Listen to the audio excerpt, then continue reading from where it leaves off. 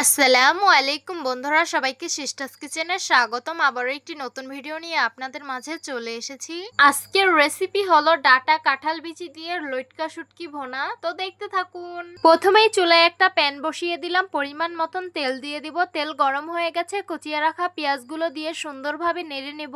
পেঁয়াজগুলো আমি সামান্য ভেজে নিয়েছি। পরিমাণ মতন আদা রসুন বাটা দিয়ে দিব, স্বাদ মতন লবণ দিয়ে দিব, পরিমাণ মতন হলুদ মরিচের গুঁড়ো দিয়ে সামান্য একটু ভেজে নিব। হলুদ মরিচগুলো আমি সামান্য ভেজে নিয়েছি। এখন সামান্য পানি দিয়ে মশলাগুলো সুন্দরভাবে কষিয়ে নিব। মশলাগুলো আমি সুন্দরভাবে কষিয়ে নিয়েছি। ধুয়ে রাখা ডাটা আর কাঁঠাল বিচিগুলো দিয়ে দিলাম। তারপর সবকিছু সুন্দরভাবে কষিয়ে নিতে হবে।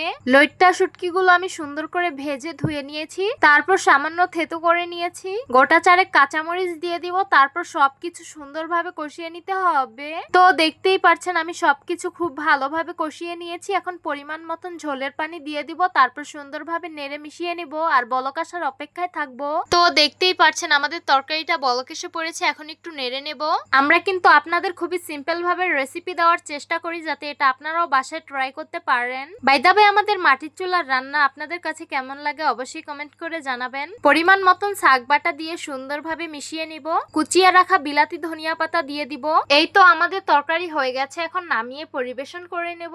এই তো গরম গরম ডাটা কাঁঠাল বিচি দিয়ে লইট্টা শুটকি মাছ ভোনা পরিবেশন করে নিলাম। দেখতে খুবই লোভনীয় লাগছে আর খেতে কিন্তু খুবই সুস্বাদু হয়েছে। তো কারা কারা এইভাবে কাঁঠাল বিচি ডাটা দিয়ে লইট্টা মাছ ভোনা খেয়েছেন তারা অবশ্যই কমেন্ট করে জানাবেন, আর যারা খাননি তারাও কমেন্ট করে জানাবেন। তো আশা করছি আজকের ভিডিওটা আপনাদের কাছে অনেক অনেক বেশি ভালো লাগবে। ভালো লেগে থাকলে আমাদের ইউটিউব চ্যানেলটি সাবস্ক্রাইব করবেন, আর যারা আমার ফেসবুক পেজ থেকে দেখছেন পেজটিকে ফলো করবেন। সবাই ভালো থাকবেন, সুস্থ থাকবেন আর সিস্টার্স কিচেনের সাথেই থাকবেন। আবারও কথা হবে কোনো নতুন ভিডিওতে। তাহলে আজকে এই পর্যন্তই। আল্লাহ হাফিজ।